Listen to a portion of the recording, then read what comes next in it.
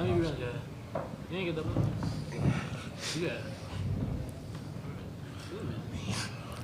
got. Okay, in lieu of an opening statement, we'll take 2 questions for Coach Davis. Please let us get the handheld mic to you. Let us know who you are, who you're with. First question, far right.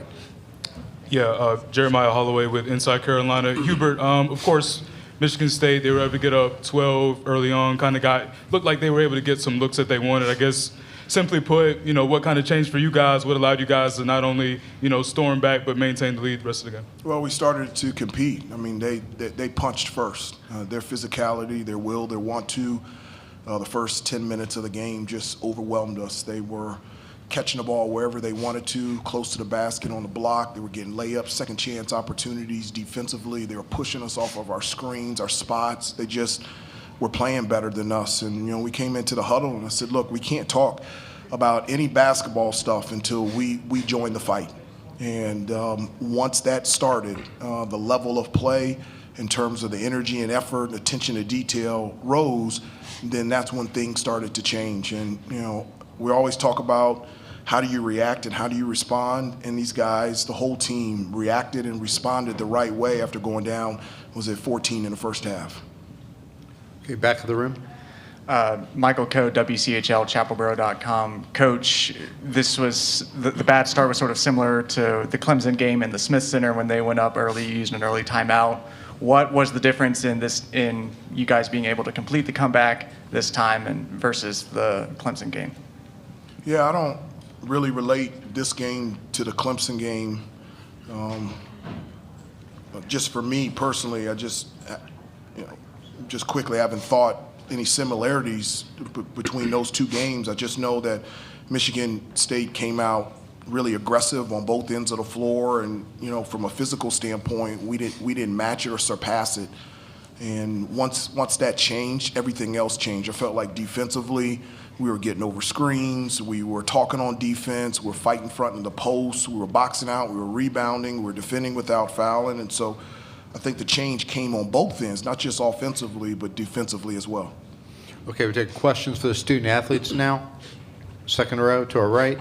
Brett Friedlander, SaturdayRoad.com. Mondo, how much did the early foul down here? How much did the early foul kind of knock you back a little bit defensively, and not just you, but by extension the entire team? And what was the trigger that kind of got the defensive intensity back up? Yeah, I thought early on just getting that one foul, it definitely was tough. But even still with that, I thought at the beginning I definitely could have did a better job of making that big man catch it out farther. And I mean, at the college level, once you let a big man get it right there in the circle, it's going in 6 times out of 10. So that was tough. But I mean, what really changed it for us defensively was Paxson coming in. I thought he really made a huge impact on us, and he really got us going. And for him to come in like that and step up when his number's called, I mean, it just speaks on just guys being ready to play on our team. Okay, second row in the aisle. Hey, Kelly Blackman for the Niner Times. Harrison, you had some really critical shots out there tonight. How do you think that just helped energize the pace of the offense? For me, it's all about team basketball. And today, I was open, and they found me. Armando, RJ, Elliott, they found me when I was open. And luckily, I was able to open the shots. But, as for us as UNC, we're all about the team. And, we played together today. Front row to our left. Tom Shanahan from Spartan Mag. For Armando and RJ, kind of a big picture question. Can you talk about, A, how your coach successfully replaced a legend, B, bounced back this year after a tough season, used the transfer portal well, and just has established himself in his 3 years as a coach here? What was the first one again? I'm sorry. Can you give us a big picture about how your coach over the 3 seasons has replaced a legend, and then you had a tough season, and he used the transfer portal well and rebuilt the team this year? Yeah, I mean, I think Coach Davis has done a tremendous job his 3 years has been here. His first year, the way he came in and brought us all the way to the national championship. But, I mean, I think the big picture for Coach Davis is what he brings out of the guys. And what that is the passion, the fire, competitive spirit to go out there each game and each practice to play to our best of our abilities. And when you have a coach like that, I mean, I think you could go a long way. And we rely on him just because we know he's seen the things that we want to experience, and he always tells us that. But then that leads on to the second one of how him and the rest of the coaching staff did a tremendous job of just going out and grabbing guys like Harrison, Cormac, Jay Witt, Paxson, Elliott, Zayden. I mean, they have made a tremendous impact in terms of just bringing different types of personality to the team. And I think everyone just, as soon as they stepped onto campus, we felt like they belonged, and it felt like they were there for 4 years already. And I love this team, and I just love everybody on it. Yeah, and I agree with everything RJ said. It's just so special for us when we got a coach that just has so much belief in us, even sometimes when we may not even believe in ourselves. And I think just all year, just how he's pushed us, but also nurtured us and made sure we were okay and instilled that confidence in us. When it comes to times like this and we go down 12, just knowing that our coaches believe in us but also are hard on us, it just makes a huge difference. Next question, left aisle. Hunter Bailey with the Highway 49 podcast. This is for RJ. I just want to ask you about Seth Trimble's defense. Quite a few big blocks, first and second half of this game. Just talk about what he brings coming off the bench. Seth is the best defender in the ACC and one of the best defenders in the country. Just his impact on the defensive end has been huge for us all year, especially in today's game. I know there was a couple of times where, because we had Tyson Walker out there and Seth had played, had the challenge to go out there and guard him. I think he did a great job of just making it hard for him, being physical on the catch, getting over screens. I don't know how many blocks he had, but those 2 blocks. Those blocks he had it got us going. He kind of saved us in the second half. So he's definitely one of the best defenders in the country, and I'm super proud of him. Back of the room left. Adam Smith with Inside Carolina. A question for Armando and RJ.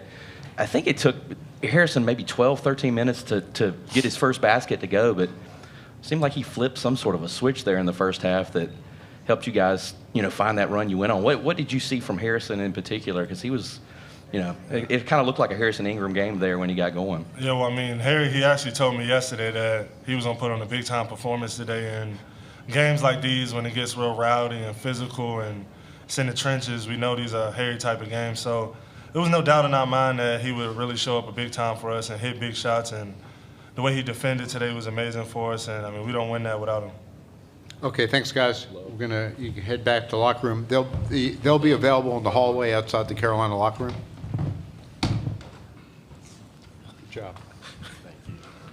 Okay, we continue to take questions for Coach Davis.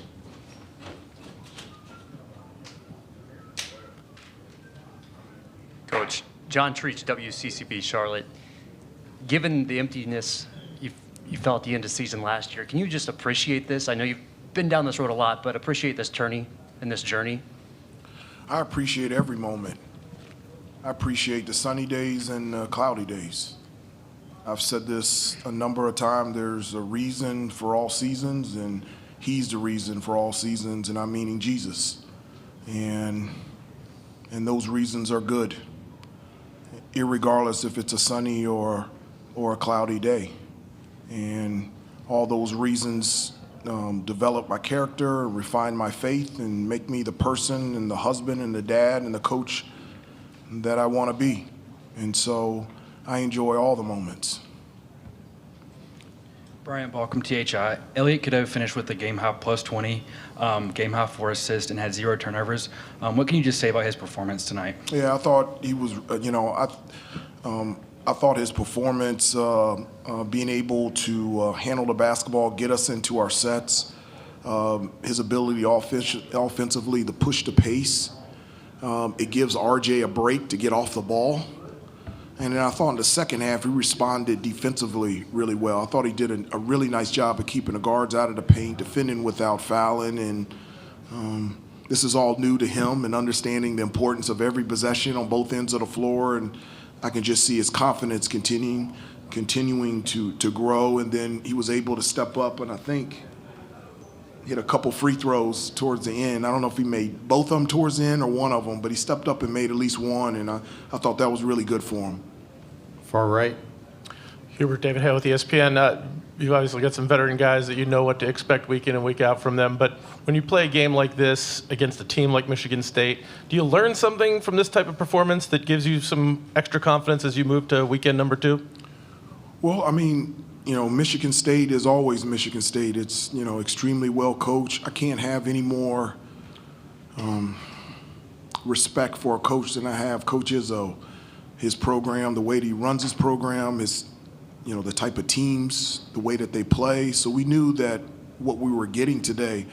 But in terms of moving forward, I wouldn't just say just today, but for the whole year.